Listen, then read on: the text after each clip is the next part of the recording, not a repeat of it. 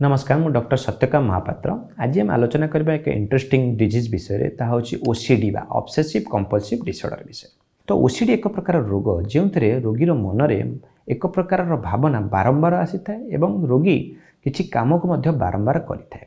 तो ये जो ओसीडी प्रथम लक्षण है जे रोगीर मनरे किछि भावना बारंबार आसी थाए ताको आमे ऑब्सेशन बोली कहितो। एई भावना गुडी को रोगीर इच्छा विरुद्ध रे आसी थाए, अत्यधिक मात्रा आए रोगी से भावना गुड़ी को अटकैवा चेष्टा करें किंतु अटकैबार सफल हो न था। ये बारंबार भावना आसवा फल रोगी के बहुत व्यस्त विव्रत लगी था। जो भाव में एग्जांपल देके बुझेबा रोगीर मन में सब मैलार भावना आसवा, रोगीर मन में सन्देहर भावना आसवा, शुभ अशुभ बा लकी अनलकी दिन बार बा संख्या नहीं कि बारंबार मन में एक खराब भावना आसवा, किसी स्पेसिफिक सेक्सुअल थॉट्स आसवा, भगवान के प्रति खराब भावना आसवा बा अशुभ भावना आसवा, ए सब को आम ऑब्सेशंस बोली कही था।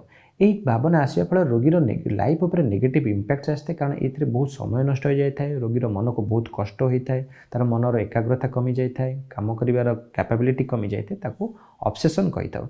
बहुत रोगी आम देखी था ये भावना बारंबार आसिले से केतक काम को बारंबार करने बाध्य होता। काम करने फल से जो बारंबार भावना आसवा फल जी स्ट्रेस बा टेंशन एंजाइटी लगुच कमी जाए। से जो बारंबार काम करें आम कंपल्सन कही था। जो भाव में बारंबार जो मैलार भावना आसो रोगी बारंबार हाथ धोब, बारंबार गाधे हम, घंटा घंटा धरी गाधे हम, टिके कथार सफा सुतरा रखिब, जदि घरे आइंस आसला तो पूरा घर द्वारा चारिआडे सफा करवा, घर जदि बाहर कौन लोक घर को आसू सफा करने को कह।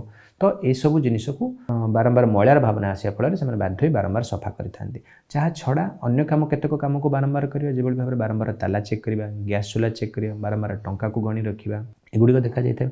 बारंबार जिनिस को सजाड़ी रखा, कौन एक निर्दिष्ट स्पेसिफिक वे रे रखा भल लगी था, न रखले मन में खराब रिपीटेड थॉट आसे व्यस्त लगी थाए।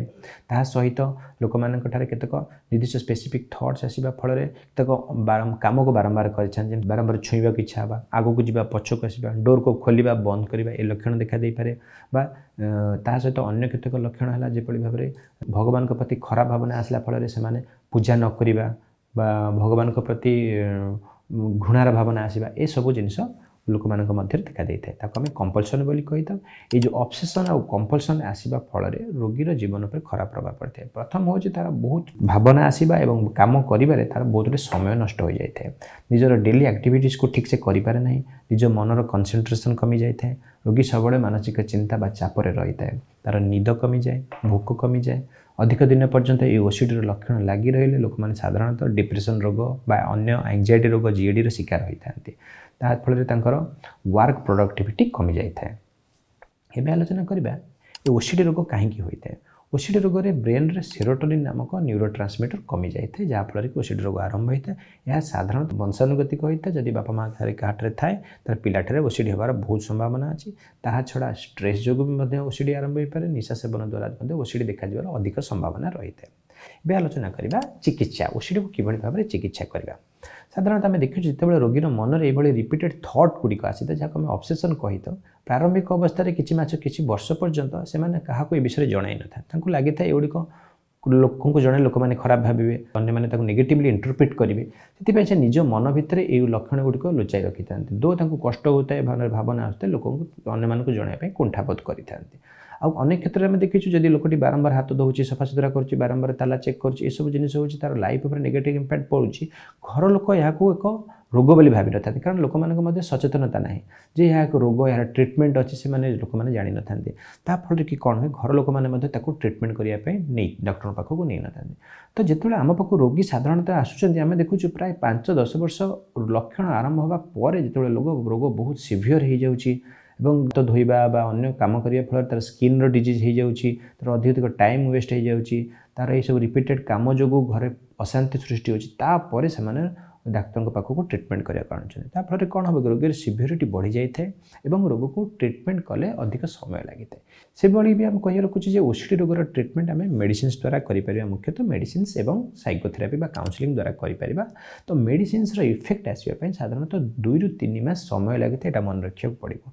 तो रोगी मैंने कौन करते मासे 2 मास खाइला जब इम्प्रूवमेंट न मेडिसिन बंद कर दिखती कहते रोग तो भल है ना, किंतु मन रखा पड़ो ये रोग में मेडिसिन इफेक्ट आसवाई अन्य रोग अपेक्षा ये रोग में टिके अधिक समय लगी था से पर्यंत आपको पेशेंस धरी वेट करिया पड़िबो डॉक्टर को पुणी जाई कंसल्ट करिया पड़िबो एवं ओसीडी एक क्रोनिक डिसऑर्डर क्रोनिक माने दीर्घस्थायी रोग एथिरे मध्य आपको अधिक दिन पर्यंत मेडिसिन सेवन करिया को पड़िबो नबाकू पड़िबो एवं आपको रेगुलारली डॉक्टर को कंसल्टेशन करिया को पड़िबो एवं रोगर इंप्रूवमेंट आसिले आम मेडिसिन डोज गुडी को कम कर दे थाउ एवं साधारणतः टिके अधिक दिन पर्यंत आपको मेडिसिन नबाकू पड़े ता सहित मेडिसिन सहित एथरे केतक स्पेसिफिक साइकोथेरापी बा काउंसलिंग जाको आम कॉमन भाषा रे कहता यूज होता सेटा होची कॉग्निटिव बिहेवियरल थेरापी द्वितीय होची ईआरपी ताको आम कहता एक्सपोजर एंड रेस्पॉन्स प्रिवेशन ता जोगु मध्य बहुत रोगी ठीक होचंती किछि रोगी अछन जो माने इनिशियल स्टेज रे पळे आछन रिपीटेड थॉट आसिला टाइम रे यदि ऑब्सेशंस आछी सेते बेले मध्य आमे एबे सीबीटी बा ईआरपी यूज करी कि से मानकर रोग को भल कर पारुछे ट्रीटमेंट कर पारुछे रोगी जदि बहुत कोऑपरेटिव अछि